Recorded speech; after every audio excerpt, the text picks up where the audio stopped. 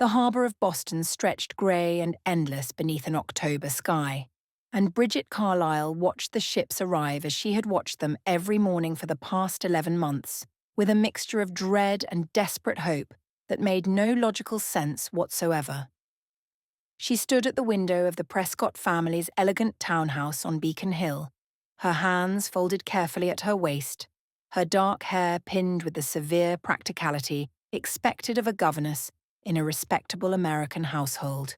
Behind her, the Prescott children worked at their lessons with varying degrees of enthusiasm, young Thomas scratching away at his Latin translations, while his sister Amelia practiced her watercolours with considerably more passion than precision. They were good children, these American offspring of a shipping magnate who had made his fortune through industry rather than inheritance, and Bridget had grown genuinely fond of them in the months since her arrival. They asked no questions about her past, accepted her accent as merely exotic rather than suspicious, and treated her with a casual warmth that would have been unthinkable from English children of similar station. In America, it seemed, one could be simply who one presented oneself to be, without the crushing weight of family history and social expectations. It was precisely why she had fled here, crossing an ocean to escape the ruins of a life that had been systematically and deliberately destroyed. "Miss Carlyle," Thomas said, interrupting her melancholy contemplation of the harbour, "I believe there is an error in this translation. Horace cannot possibly have meant what these words suggest." Bridget turned from the window with a smile she did not entirely feel. "Let me see, Thomas." She crossed to his desk and examined the passage, gently correcting his interpretation of a particularly complex subjunctive construction. The work steadied her, as it always did, providing structure and purpose to days that might otherwise have dissolved into bitter reflection on everything she had lost. She had been Lady Bridget Carlisle once, daughter of Baron Carlisle of Thornbury, a young woman of modest fortune but excellent education and what society had deemed acceptable beauty. She had been engaged to marry Hugh Arundel, Duke of Bishopgate, in what everyone agreed was a match of genuine affection rather than mere convenience. They had known each other since childhood, their families' estates neighbouring in the rolling countryside of Hertfordshire, and their friendship had deepened over years into something Bridget had believed was love. She had been wrong about so many things. The scandal had erupted 3 weeks before their wedding, engineered with such precision that Bridget still marvelled at the thoroughness of her destruction. Lord Reginald Hurst, a man whose proposal she had rejected before her engagement to Hugh, had orchestrated everything with the patient malice of someone who could not tolerate being denied what he wanted. A falsified letter in her handwriting, witnesses who swore they had seen her in compromising circumstances with a married man, rumours that spread through London's drawing rooms like wildfire consuming dry timber. By the time Hugh returned from his dying father's bedside in the north, Bridget's reputation was ash, and everyone he trusted was urging him to sever the connection before her disgrace tainted his ancient and honourable name. She still remembered the morning he had come to tell her their engagement was dissolved. His face had been pale, his jaw rigid with what she had desperately wanted to believe was reluctance rather than disgust. She had tried to explain, to tell him the accusations were lies, that Hurst had manufactured the entire scandal from nothing but rejected pride and vindictive imagination. But Hugh had not met her eyes. His voice had been cold and formal, reciting words that sounded rehearsed, and when she had reached for his hand, he had stepped back as though her touch might contaminate him. The memory still had the power to make her chest constrict with pain that felt physical in its intensity. She had loved him, had believed he loved her, and he had abandoned her without even the courtesy of doubt. Her family had followed suit with brutal efficiency. Her father, terrified that her scandal might affect her younger sister's prospects, had informed her that she was no longer welcome in his home. Her mother had wept, but done nothing to intervene. Within a fortnight, Bridget had found herself with a small inheritance from a maternal aunt, no reputation, no family, and no future in England. America had seemed the only option. Here, 3,000 miles from everyone who had witnessed her humiliation, she could construct a new identity. From the wreckage of the old, Miss Bridget Carlisle, governess, with excellent references forged by a sympathetic friend who understood that sometimes survival required creative interpretation of the truth. The Prescotts had hired her without excessive inquiry, pleased to have a genuinely educated Englishwoman teaching their children the accomplishments that would help them navigate society on both sides of the Atlantic. It was not the life Bridget had imagined for herself, but it was a life which was more than she had expected to have after everything fell apart. Miss Carlisle, Amelia said, her young voice cutting through Bridget's painful reverie. There is a carriage stopping before our house, and a gentleman is emerging who looks very grand indeed. He is tall and dark-haired, and his clothes are finer than anything I have ever seen. Do you suppose he is a visiting dignitary? Bridget's blood turned to ice in her veins. She moved to the window with legs that felt wooden and unreliable, and she looked down at the street below where a hired carriage had indeed stopped before the Prescott residence. The man descending from it was tall and broad-shouldered, dressed in travelling clothes of obvious quality, his dark hair touched with early silver at the temples that had not been present when she had last seen him. Hugh. The Duke of Bishopgate was in Boston. He was walking up the steps of the house where she worked, where she had built her fragile sanctuary from shame, and the life she had carefully constructed began to crumble around her with the same inexorable force as the first time he had destroyed her. She could not breathe. She could not think. She could only stand frozen at the window while Thomas and Amelia chattered excitedly about the distinguished visitor, oblivious to the fact that their governess's past had just arrived to claim her. The sounds of the household shifted below, the front door opening, the low murmur of voices, footsteps in the entrance hall. Bridget heard Mrs. Prescott's voice, warm with the hospitality Americans showed to foreign visitors, especially those of obvious rank and wealth. She heard Hugh's voice responding, that deep resonant tone that had once made her heart race with joy and now made it pound with a mixture of terror and fury.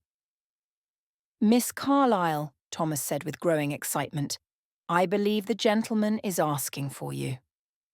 His words reached her as though from a great distance. She forced her hands to unclench at her sides, forced her spine to straighten, forced her face into an expression of calm composure that required every ounce of self-control she possessed. Whatever Hugh wanted, whatever reason had brought him across an ocean to find her, she would not give him the satisfaction of seeing her break. The schoolroom door opened, and Mrs. Prescott appeared, her pleasant face flushed with curiosity and what appeared to be barely suppressed excitement. "Miss Carlisle, there is a gentleman here to see you. He says he is the Duke of Bishopgate, and that you are acquainted from England. I have shown him to the front parlour." "A duke," Thomas breathed, his Latin entirely forgotten. "A real English duke has come to see our governess." Bridget managed to nod, though the motion felt disconnected from her body. "Thank you, Mrs. Prescott. If you will excuse me from lessons for a brief period." Of course, of course." Mrs. Prescott was practically vibrating with curiosity, but American directness did not extend to demanding explanations from employees about their aristocratic visitors. The children can work independently for a time. "Take as long as you need, Miss Carlisle." The walk to the front parlour was the longest of Bridget's life. Each step required conscious effort. Each breath had to be deliberately drawn and released. She paused outside the closed door, pressed her hand briefly to her churning stomach, and reminded herself that she had survived public disgrace, familial abandonment, and exile to a foreign continent. She could survive one conversation with the man who had set all of that in motion by believing lies over the woman he had claimed to love. She opened the door and stepped inside. Hugh stood by the fireplace, his back to her, studying a painting of the Boston harbour that hung above the mantel. He turned at the sound of her entrance, and for a moment they simply stared at each other across the elegant American parlour. Two people who had once planned to spend their lives together, and were now strangers shaped by betrayal and pain. He looked older, she thought, with detached observation. The lines around his eyes were deeper, the set of his mouth more severe, and there was something in his gaze that she did not recognize. Something that might have been anguish or exhaustion or both. He was still devastatingly handsome, still possessed the commanding presence that had always made rooms feel smaller when he entered them. But the arrogance she remembered was muted somehow, replaced by an uncertainty that sat strangely on his aristocratic features. "Your Grace," she said, her voice commendably steady. "This is unexpected. Bridget." He spoke her name like a man who had been holding his breath for months and was finally permitted to exhale. His voice cracked slightly on the second syllable. "I have been searching for you since April. I thought perhaps you had gone to the continent, but then I received word that a woman matching your description had booked passage to Boston, and I came as quickly as I could arrange transport." "You should not have troubled yourself," she replied, moving further into the room but maintaining careful distance between them. "I have nothing to say to you, and I cannot imagine what you could possibly wish to say to me." She watched him flinch at her coldness, watched something that looked genuinely like pain cross his features. "I came to tell you the truth," he said. "About what really happened. About Lord Hurst. About everything. I came to tell you that I was wrong, Bridget. Catastrophically, unforgivably wrong. And I came to beg your forgiveness, though I know I have no right to expect it." Bridget felt her carefully constructed composure begin to crack. She had imagined this moment during the darkest hours of her Atlantic crossing, had fantasized about Hugh arriving to rescue her from the nightmare her life had become. But that fantasy had existed before 11 months of rebuilding herself from nothing, before she had learned that she did not need rescue, that she could survive and even thrive without the man who had abandoned her when she needed him most. "You believed lies over my sworn word," she said quietly. "You looked at me like I was something dirty, something that might contaminate you through proximity. You ended our engagement in your study with less emotion than you might show a disappointing servant, and then you walked away and let me face the destruction of my entire life alone. What truth could possibly matter after that?" "Everything," Hugh said. He took a step toward her, then stopped when she reflexively stepped back. "Hurst confessed, Bridget. 3 months after you disappeared, he was deep in his cups at White's and began boasting about how he had destroyed you, about the letters he forged, the witnesses he bribed, the entire elaborate scheme he constructed because you had the audacity to refuse his proposal and accept mine instead. The words landed like physical blows." Bridget gripped the back of a nearby chair, needing the support as the implications of what he was saying washed over her. "Confessed," she repeated. "He told people what he had done, and yet somehow I am still the one hiding in America, while he presumably remains in London, accepted by society, facing no consequences whatsoever." "He faced consequences," Hugh said grimly. "I saw to that personally, though I cannot discuss the details in mixed company. Suffice it to say that Lord Hurst will not be troubling you or anyone else again. He has been strongly encouraged to relocate to the continent, and his reputation now lies in precisely the same ruins yours once did." Bridget should have felt satisfaction at this news. Instead, she felt only a hollow exhaustion that seemed to reach into her very bones. "How gratifying," she said. "And yet here I am, still 3,000 miles from my home, still working as a governess under a name that is not quite my own, still living the consequences of crimes he committed while you arrived months too late with apologies and explanations." "You should have believed me, Hugh.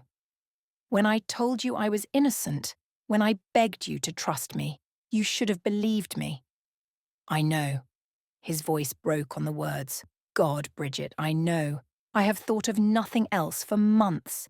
Every day since I learned the truth, I have been consumed by the memory of your face when I told you our engagement was ended. You looked at me like I was killing something inside you, and I walked away anyway because I was too weak and too proud to question what everyone was telling me. Too afraid of what it would mean if I defended you and the accusations turned out to be true. The admission hung between them, raw and terrible. Bridget found she could not look at him, could not bear to see whatever emotion was written on his features. She stared instead at the painting above the fireplace, at the ships in the harbour that had carried her to this new life. "Your father was dying," she said finally. "I understood that your attention was divided. I understood that you were receiving information from people you trusted while I was telling you things that seemed impossible to believe. What I did not understand, what I could not forgive, was the way you looked at me, like I had become a stranger, like everything between us had been an illusion that evaporated the moment it was tested." "I was afraid," Hugh said quietly. "That is not an excuse, merely an explanation.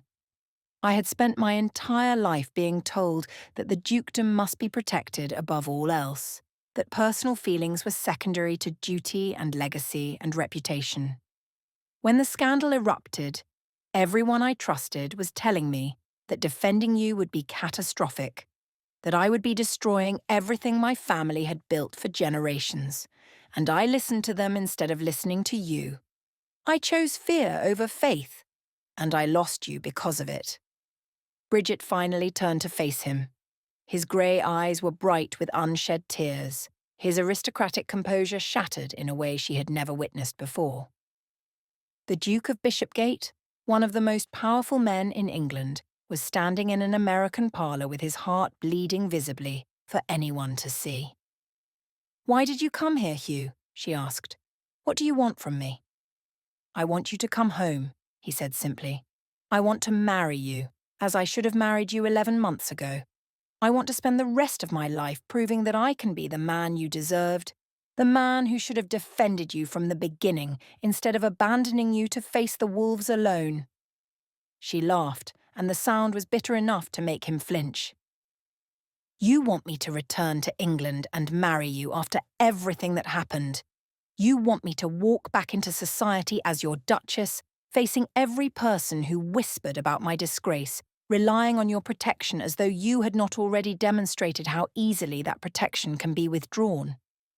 "Yes," Hugh said. "I want exactly that. Because I love you, Bridget. I have loved you since I was 17 years old, and you argued with me about Wordsworth in your father's library. I loved you through 7 years of waiting until we were both ready for marriage. And I love you still, despite my failures, despite the ocean between us, despite everything I did wrong. I crossed 3,000 miles of water to tell you that truth, and I will spend the rest of my life trying to earn back what I threw away if you will give me the chance." The declaration should have moved her. Perhaps somewhere beneath the layers of pain and self-protection she had built over 11 months of exile, it did move her. But Bridget had learned hard lessons about trust and dependence, and she could not simply set those lessons aside because Hugh's words were beautiful and his eyes were sincere. "I need time," she said. "You have had months to prepare for this conversation, to rehearse what you would say and plan what you would do. I have had 15 minutes. You cannot expect me to make a decision of this magnitude while I am still reeling from your sudden appearance." "Of course," Hugh said immediately. "I will take lodgings in Boston. I will wait as long as you need. I am not leaving without you, Bridget, but I will not pressure you either. When you are ready to talk, I will be here." After he left, Bridget remained in the parlour for a long time, staring at the space where he had stood. Her hands were shaking, she realised, and her eyes burned with tears she refused to shed. Hugh Arundel had come for her, had crossed an ocean to find her, to apologise, to offer her everything she had once wanted more than breath itself. And she had no idea what to do. The days that followed were among the strangest of Bridget's already extraordinary life. Hugh, true to his word, had taken rooms at a respectable hotel and made himself a fixture in Boston society with surprising speed. Americans, she discovered, were fascinated by English nobility, and an unmarried duke of obvious wealth and breeding was received everywhere with enthusiasm that would have seemed vulgar in London, but here registered as merely friendly curiosity. The Prescotts were similarly captivated. Mrs. Prescott invited Hugh to dinner 3 times in the first week, and he accepted each invitation with a graciousness that belied his obvious discomfort at being so far from everything familiar. He was charming to his American hosts, patient with Thomas's endless questions about English estates and Amelia's shy requests for descriptions of London balls, and unfailingly courteous to Bridget herself when their paths crossed in the household. He did not press her.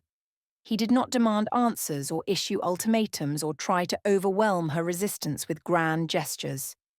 He simply existed, a quiet presence at the edges of her new life, available whenever she was ready to talk and carefully distant when she was not. It was this restraint, more than any words he could have spoken, that began to crack the walls she had built around her wounded heart. The Hugh she remembered had been confident to the point of arrogance, certain of his own judgment and unaccustomed to waiting for anything. This Hugh waited. This Hugh let her set the pace, let her choose when and how they would interact. Let her be in control of a situation that once would have been entirely his to command.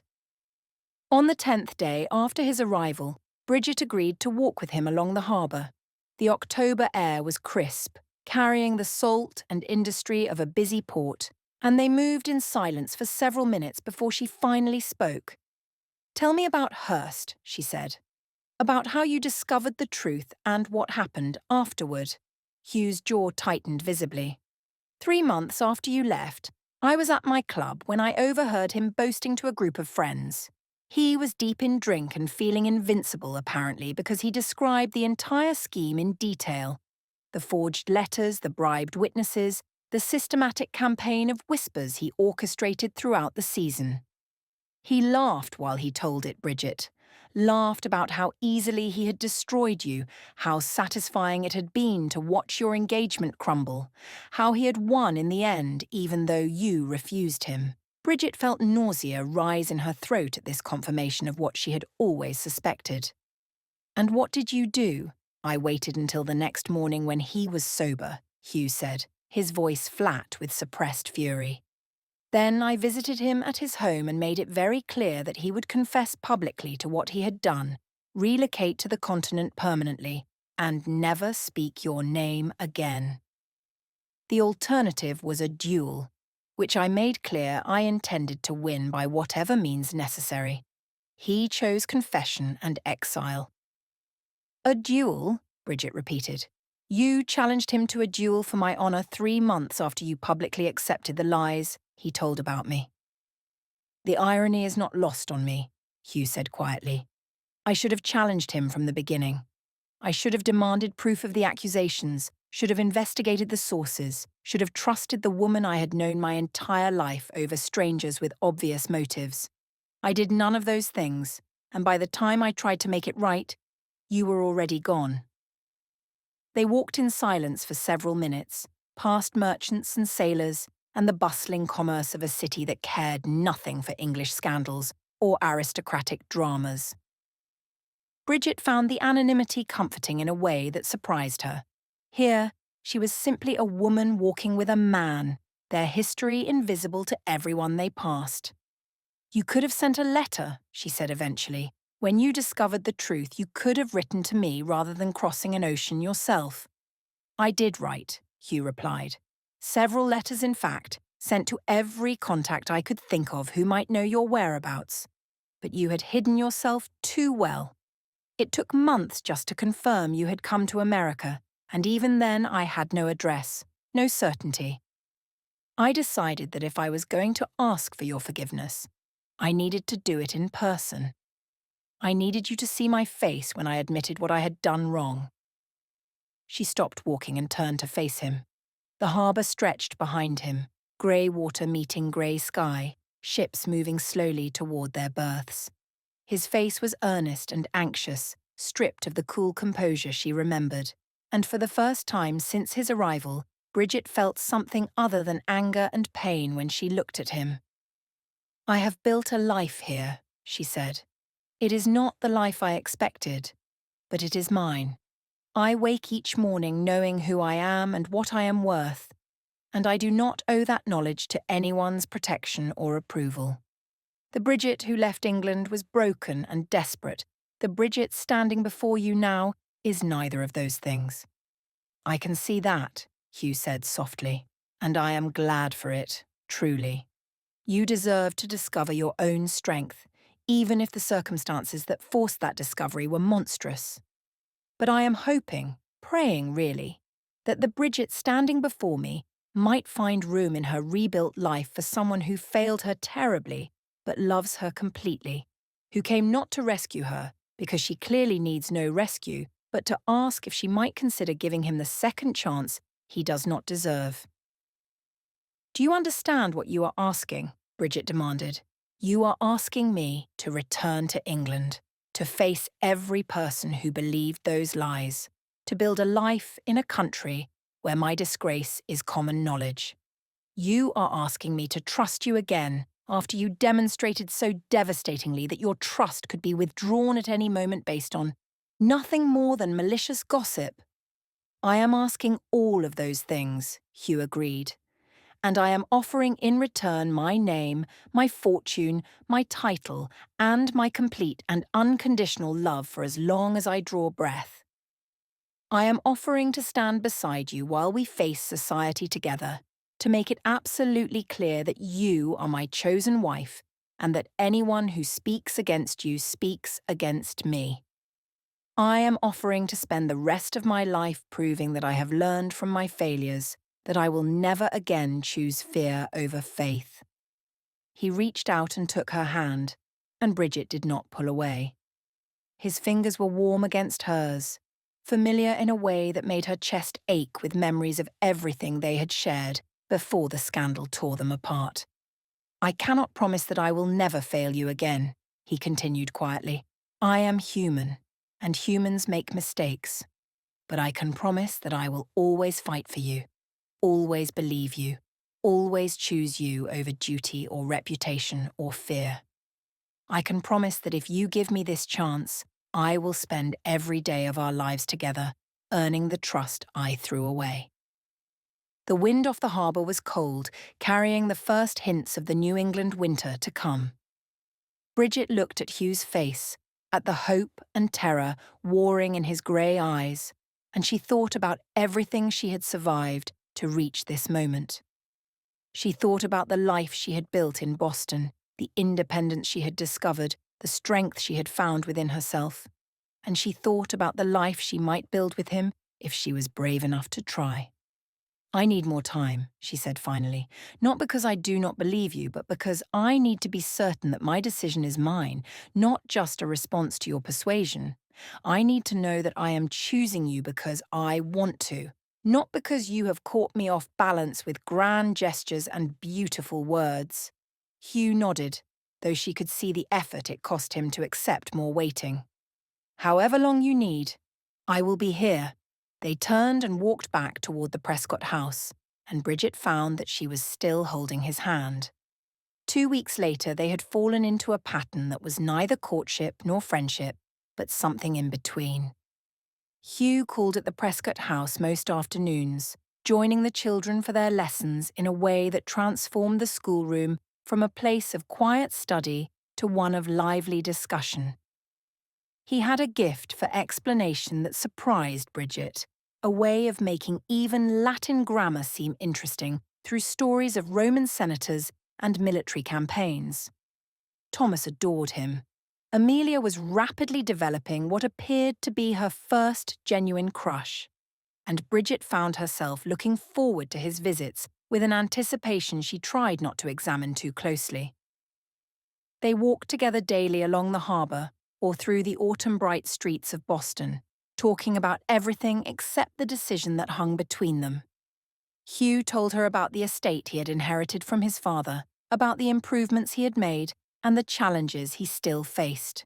Bridget told him about her Atlantic crossing, about the terror and exhilaration of starting entirely fresh, about the unexpected pleasures of teaching children who had no preconceptions about who she was supposed to be. Slowly, carefully, they were rebuilding something. Not the naive first love they had shared before the scandal, but something sturdier, something forged in the fire of failure and loss. Bridget found herself laughing at his jokes, found herself reaching for his hand during their walks, found herself imagining what it might be like to say yes. But the decision remained unmade, and Hugh continued to wait. Then Lord Hurst's brother arrived in Boston. Bridget learned of his presence when she returned from marketing one afternoon to find Mrs. Prescott in the front parlour, looking distinctly uncomfortable. "There is a gentleman who has been asking about you at several households," she said carefully. "An Englishman who claims to be seeking a woman matching your description for family business. He gave his name as Mr. Arthur Hurst." The blood drained from Bridget's face. She knew Arthur Hurst, the younger brother of the man who had destroyed her. He was said to be even more vicious than Reginald, more cunning and less prone to the drunken boasting that had led to his brother's exposure. He had come to America for a reason, and Bridget could think of only one possibility. He was here for revenge. She thanked Mrs. Prescott with a voice that did not tremble and retreated to her room, where she paced in frantic circles while trying to think clearly. Hugh needed to know. Hugh could protect her, had already proven his willingness to protect her, had resources and influence that she completely lacked. But the thought of running to him for rescue felt like a betrayal of everything she had built in the months since her exile. She had learned to protect herself, had survived the complete destruction of her old life without any assistance. Was she really going to abandon that hard-won independence at the first sign of danger? A knock at her door interrupted her spiralling thoughts. "Miss Carlisle," came Thomas's voice. "There is a gentleman here to see you. Not the Duke. A different gentleman who says he is an old acquaintance from England." Bridget's heart stopped. He was here. Hurst's brother had found her, was downstairs in the Prescott house at this very moment, and she had no idea what he wanted or how far he was willing to go to get it. "Tell him I am indisposed," she managed to say. "Tell him I cannot receive visitors today." There was a pause, then the sound of footsteps retreating. Bridget pressed her ear to the door, straining to hear any indication of what was happening below. The murmur of voices, Thomas delivering her message, a man's voice responding in tones too low to make out. Then silence. She waited for what felt like hours but was probably only minutes. When she finally crept to the window and looked down at the street, she saw Arthur Hurst climbing into a hired carriage, his face set in an expression of cold determination that made her stomach clench with fear. He had been turned away for now, but he would be back. Men like him did not cross oceans simply to accept rejection. That evening, she told Hugh everything. They sat in the Prescott's parlour while the family gave them privacy, and Bridget described Arthur Hurst's visit, her certainty that he had come for revenge, her fear of what he might do. Hugh listened with an expression that grew progressively darker, his hands clenching into fists against his thighs. "I will handle this," he said when she finished. Hurst's brother clearly did not receive the message his sibling was given about the consequences of pursuing you. I will ensure he receives it personally. And if he does not listen, if he is more determined than his brother, more willing to accept consequences in pursuit of his goal, then I will take whatever steps are necessary to ensure your safety. Hugh's voice was hard with barely controlled fury. "I failed to protect you once, Bridget. I will not fail again." She should have felt comforted by his certainty, his obvious willingness to fight for her. Instead, she felt a sudden clarifying flash of anger that surprised her with its intensity. "I am not a prize to be fought over," she said sharply. "I am not a problem for you to solve or a damsel for you to rescue. I spent 11 months learning to survive without anyone's protection, and I will not simply hand my fate back over to you because a new threat has appeared." Hugh looked startled. "I did not mean—" "I know what you meant, Bridget stood and began pacing, her agitation too intense to be contained in stillness. You meant that you love me and want to protect me, and that you have resources I lack and connections that might prove useful. But do you not see how this mirrors exactly what happened before? A man came after me and you swooped in to handle it, and I was left waiting to learn my fate from the actions of others. I will not live that way again, Hugh. I cannot. Then tell me what you want, he said quietly. Tell me how to help without taking over, how to support you without diminishing you. I am genuinely asking, Bridget, because I do not know the answer, and I would rather learn than assume I understand what you need. The question, so simple and sincere, punctured her anger like a needle piercing an inflated balloon. She sank back into her chair, exhausted and confused and frightened in ways she did not entirely want to admit. I want you to stand beside me. Not in front of me, she said finally. I want to face Hurst together, as equals, not as protector and protected. If we are going to build a life together, it cannot be one where you fight my battles while I wait at home for news of the outcome. Hugh nodded slowly, and she could see him absorbing her words, genuinely trying to understand rather than simply waiting for his turn to speak. Then we will face him together, he said. You will tell me what you want to do, and I will support your choices. If you want to confront him directly, I will stand beside you.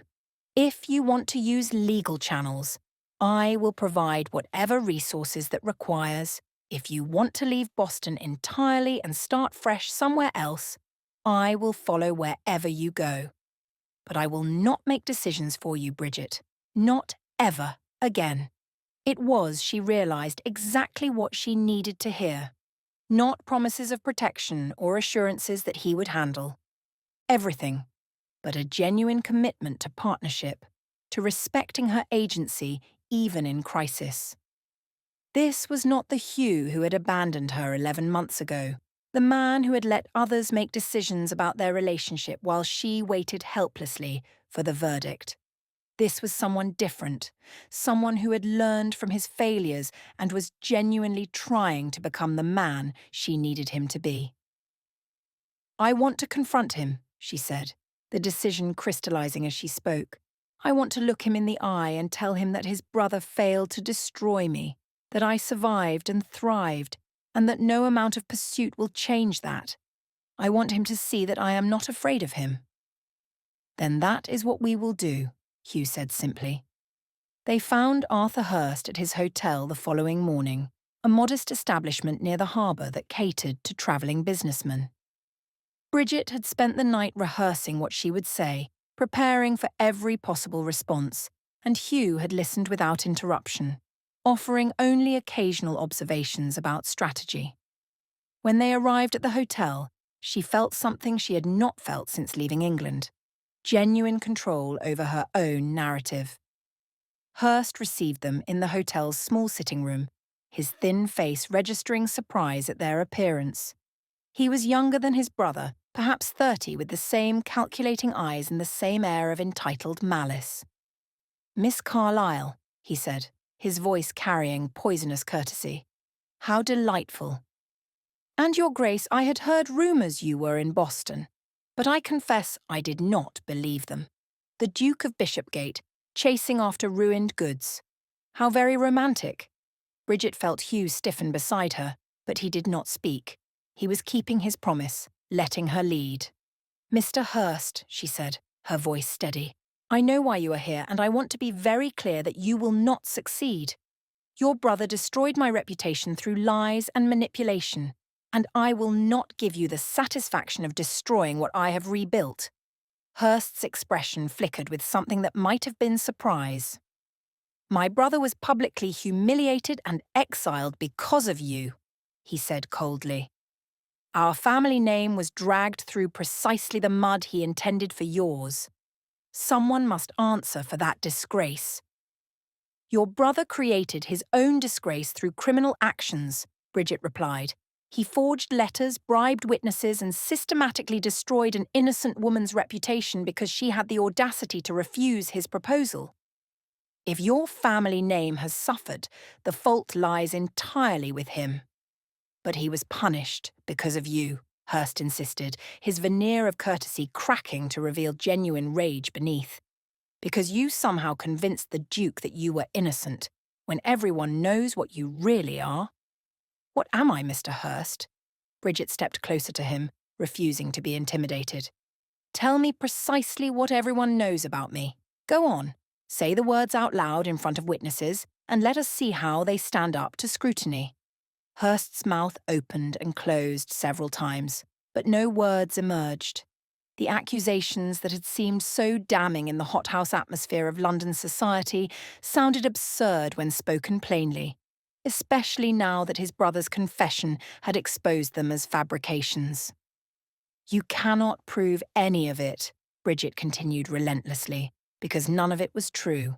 Your brother lied, and he was caught lying, and now he has paid the price for his lies. If you pursue this vendetta any further, you will pay an even higher price. I have survived the worst you family could do to me, and I emerged stronger for it. Do you really want to test whether the same would be true for you? The silence that followed stretched for a long, tense moment. Hurst's face had gone pale, his earlier confidence visibly crumbling as he processed the reality of his situation. He had expected to find a broken woman hiding in disgrace, easily intimidated and alone. Instead, he had found someone who had been forged by adversity into something far more formidable than the naive young lady his brother had destroyed. I believe, Hugh said quietly, speaking for the first time, that Miss Carlisle has made her position clear. I would add only that my resources remain available to ensure your brother's exile becomes permanent, and that those same resources could easily be deployed against you should you prove as foolish as he was. Take this as the warning it is intended to be, Mr. Hurst. Leave Boston, return to England, and pray that your path never crosses ours again. Hurst left that afternoon, booking passage on a ship bound for Liverpool. Bridget watched his carriage depart from the harbour with a satisfaction so profound it felt almost physical. She had faced her enemy and emerged victorious, had proven to herself and to Hugh and to anyone who cared to observe that she was no longer the fragile creature who had fled England in disgrace. She was someone new, someone stronger, someone who had survived the fire and emerged transformed. That evening, she gave Hugh her answer. They stood together on the Prescott's terrace, wrapped in coats against the November chill, watching the first stars emerge in the darkening sky. The harbour stretched before them, the same harbour that had welcomed her 11 months ago as a refugee and now witnessed her choice to return home. Yes, she said simply. I will marry you, Hugh. I will return to England with you and face whatever society has to say about us. But I will do it as your equal, not your dependent. I will have my own income, my own freedom, my own voice in the decisions that affect our lives. And if you ever abandon me again, for any reason, I will not wait for you to come find me. I will disappear so completely that you will spend the rest of your life searching and never succeed. I understand, Hugh said. His voice was rough with emotion, his hands trembling as he took hers. I understand, and I accept every condition. I do not deserve this second chance, Bridget, but I swear on everything I hold sacred that I will spend the rest of my life earning it. She kissed him then, standing on the terrace with the cold wind off the harbour and the stars bright overhead. It was not the innocent kiss of the naive girl she had been before the scandal. It was something deeper and more complex, seasoned with loss and forgiveness, and the hard-won wisdom that came from surviving the unsurvivable. They were married 3 weeks later in a small ceremony at the Prescotts' home, with Thomas and Amelia as witnesses and Mrs. Prescott weeping happy tears throughout. Hugh had wanted to wait until they returned to England, to have a proper society wedding that would announce their union to everyone who had witnessed Bridget's disgrace, but she had refused. I do not want our marriage to be a performance for society's benefit, she explained. I want it to be real and private, and ours. We can have a reception in England if you wish, but the actual wedding will be here, in the place where I discovered who I really am. He had agreed immediately, as he agreed to everything she proposed in those weeks. Bridget sometimes worried that he was trying too hard, that his eagerness to please would eventually give way to resentment or frustration. But as she watched him with the Prescott children, as she listened to him talk about the future they would build together, she began to believe that his transformation was genuine. This was not the same man who had abandoned her. This was someone who had learned from his failures and emerged committed to becoming better. They sailed for England in December, braving the winter crossing because Hugh could not bear to spend another season separated from his duties, and Bridget could not bear to wait any longer to face the society that had judged her. The voyage was long and often miserable, with storms that kept them confined to their cabin and cold that penetrated every layer of clothing. But they filled the hours with conversation and planning and the slow, delicate work of learning to trust each other again. When they finally arrived in London, Bridget felt something she had not expected. Not fear, but anticipation. She was ready to reclaim her life, ready to show the world that she had not been destroyed, ready to take her place beside the man she loved as his equal and his partner. Their first public appearance was at a ball hosted by Lady Ashton, one of the most influential hostesses in London society. Hugh had wanted to start with something smaller, a private dinner perhaps, but Bridget had insisted on making a statement. "If we hide, they will think we are ashamed," she said.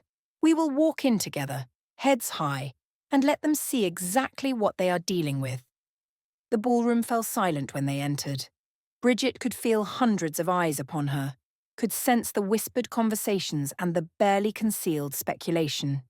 She was wearing the Bishopgate diamonds, a necklace that had not been seen in public since Hugh's mother's death, and her gown was designed to draw attention rather than avoid it. She was not hiding. She was not apologizing.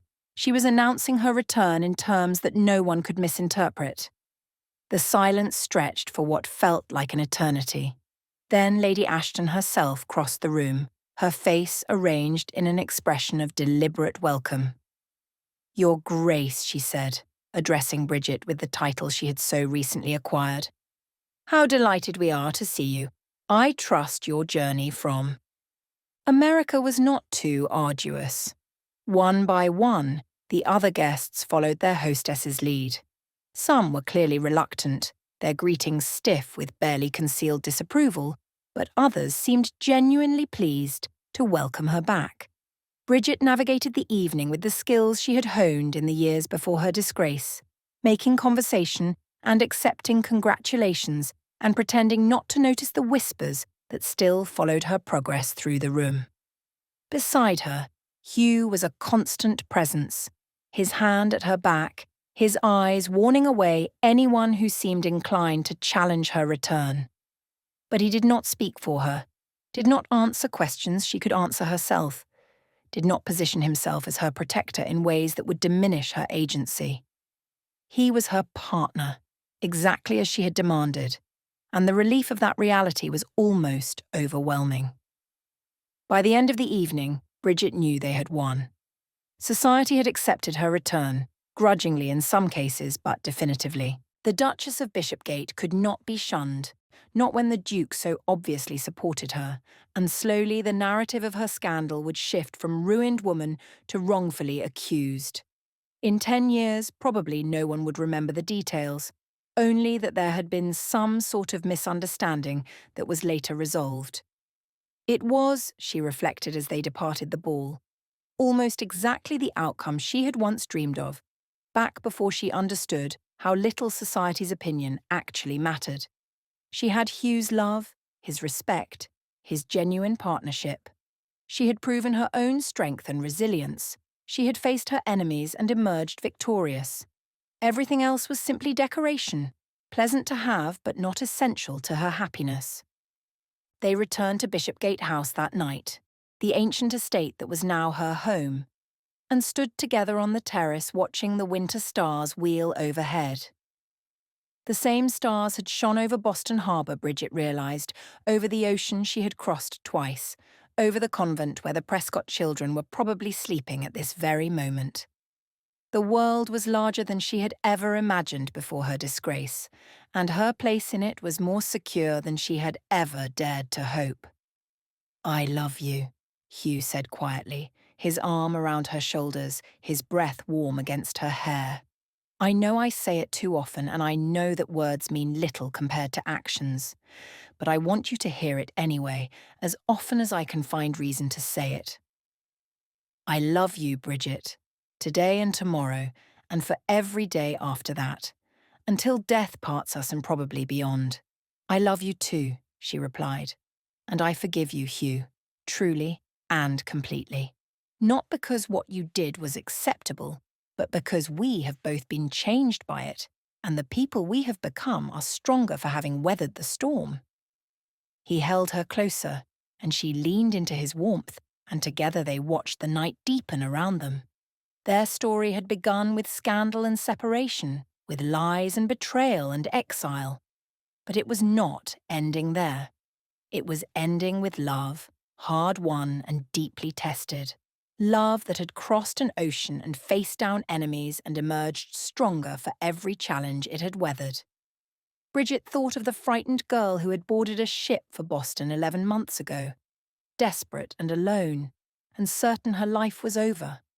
She wished she could go back and tell that girl what was coming, that the disgrace which seemed so absolute would become the foundation for something far greater than anything she had lost. But perhaps it was better not to know. Perhaps the not knowing was part of what had made her strong. The stars continued their ancient dance, indifferent to the human dramas unfolding beneath them. Inside the great house, servants moved quietly, preparing for the new duchess who would transform this place from a house into a home. And somewhere far across the ocean, the Prescott children slept peacefully, dreaming of the English lady who had taught them that knowledge was a gift, and kindness was strength, unaware that their former governess was at this moment standing on a terrace with the man she loved, finally and completely at peace. The future stretched before them, unknown and unlimited, full of challenges they could not yet imagine, and joys they had not yet discovered. But they would face all of it together, as partners and equals, bound by a love that had survived betrayal and grown stronger for the breaking. And that, Bridget thought, as Hugh led her inside to begin their life together, was the greatest gift of all.